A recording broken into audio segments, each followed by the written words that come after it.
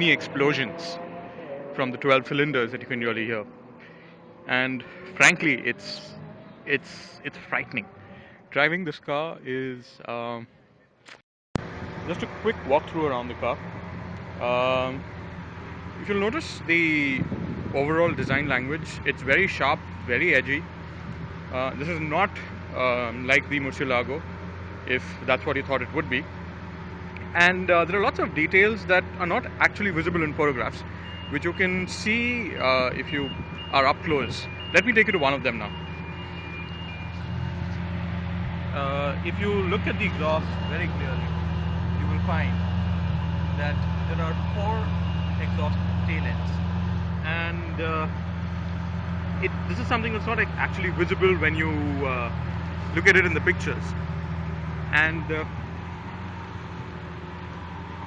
of course, there's this beautiful V12.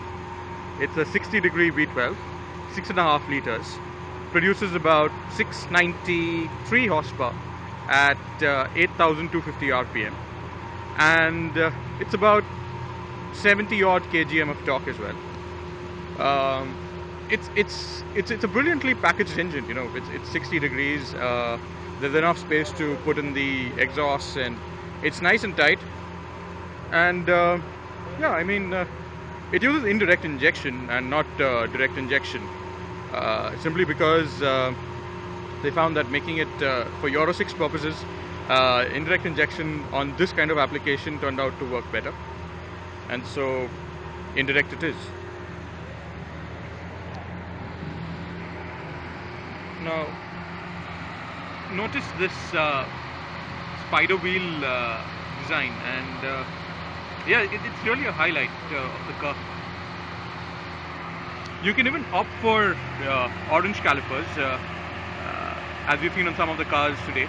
Some of the calipers on the cars are orange, and yeah, it's one of the many options that you can tick on.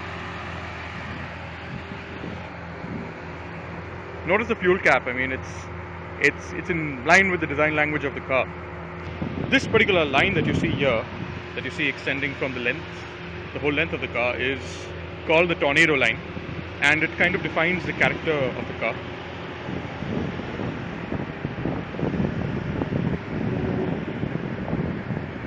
The headlamps too are nice and edgy.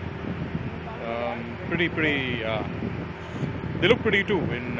When you see them up front, they have that menacing look that makes this car look really edgy and hardcore. I want to show you something else. Now, these are possibly the largest cooling ducts on a production supercar today. You can, I don't know how well can you see it in this kind of light, but yeah, it's pretty huge.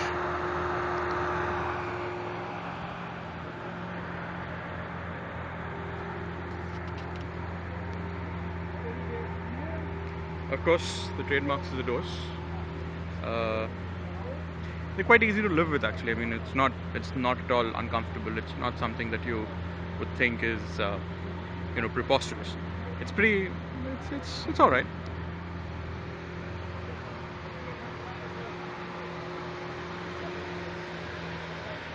Now, these are the P0 Corsa tires, 335 30s up front, and about, I think, 295s, 255s at the front, on a slightly higher profile. And yes, the big difference is these are 19 inches up front and 20 inches at the rear, just to give it that stance and give it better road holding and good weight balance.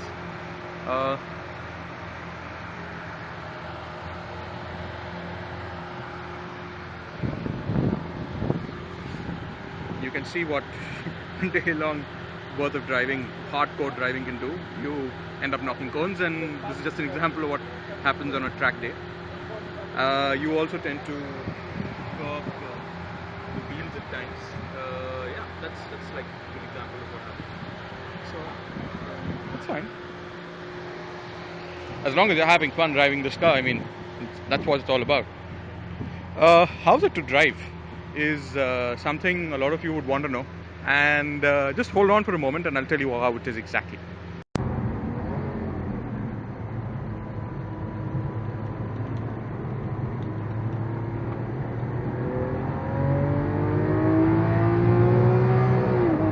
And this is how the Aventador accelerates. Okay, that's also how the wiper works.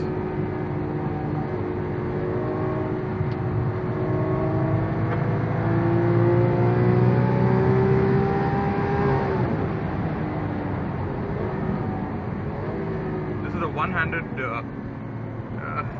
shot being taken, so kindly forgive the shaky picture.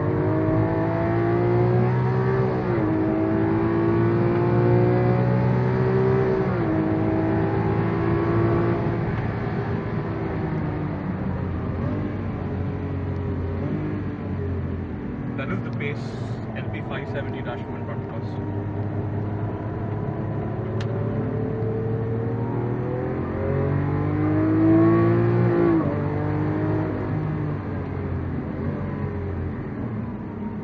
Second gear, left-hander. Hairpin.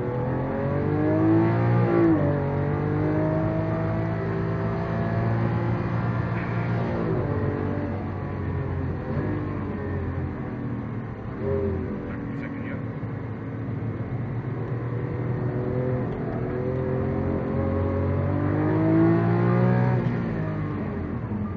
We're right now in the Strada mode, where all the electronic systems are working, and none of them have been switched off.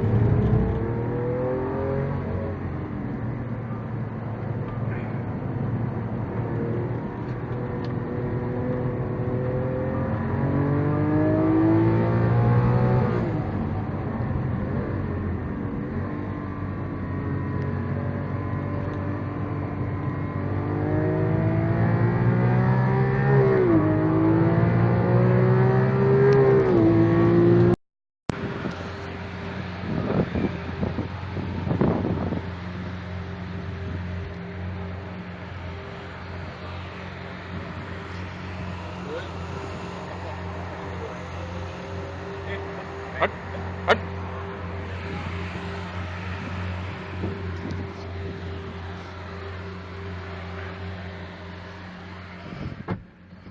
Okay, so these are the insides of the new Aventador. The TFT LCD screen looks a little gimmicky, but trust me, it's quite good.